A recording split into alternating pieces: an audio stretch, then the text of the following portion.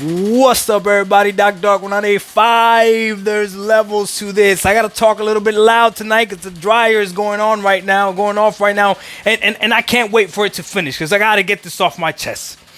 I am so happy. I am so excited. I am elated. I am over the moon. I am everything else that goes with feeling I am euphoric. That I am part now of the best gaming community out there. You see, I didn't fully understand. This. When you are part of the PC gaming community, there is a community feeling that you don't get on consoles. No. Console gamers do not stick together. It's about whatever their experience is. And I gotta be the first to admit, I was very selfish in my mentalities. I only cared about what I was getting from the console. So if the Xbox Series X wasn't giving me my 60, I was mad at the Xbox Series X. Even if somebody else was completely happy with them getting their 30. But on the PC side, it is a community.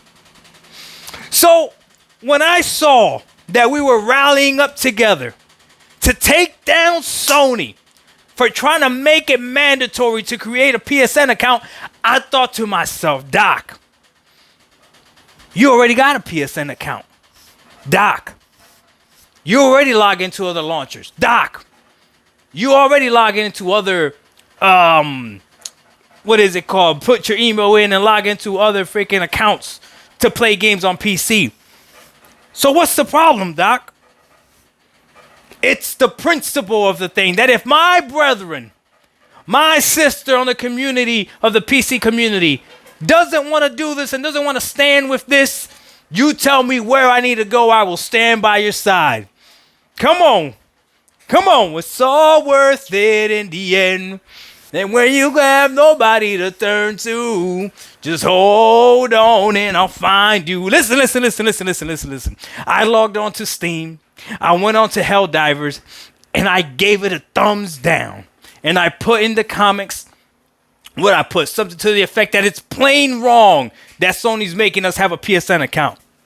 And again, it's the principle of the thing. I have a PSN account already. I could have linked it very simply. Of course I could have. But if one PC gamer thinks this is bad, and two PC gamers think this is bad, and 3, 4, 5, 6, 7, then it's bad. That's just the way it works. We are going to stick together, and change is either going to happen, or Sony is going to kill this game. And this game won't survive. Right now, when you look at the player count of this game, it's still good, because they haven't enforced this yet. I promise you this. Come May 30th, well, whenever they think they're going to enforce this, those numbers are going to plummet. And this was supposed to be the Call of Duty killer. Why would Sony do this? I have no idea. All I know is I stand with my PC brethren. Then I found out, and this hurt me so much. Then I found out that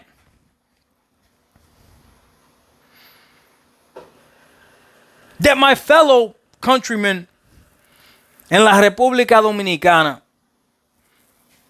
my fellow Latinos in Cuba, and like 120 other countries are not going to be able to play this game because of Sony's thing. No.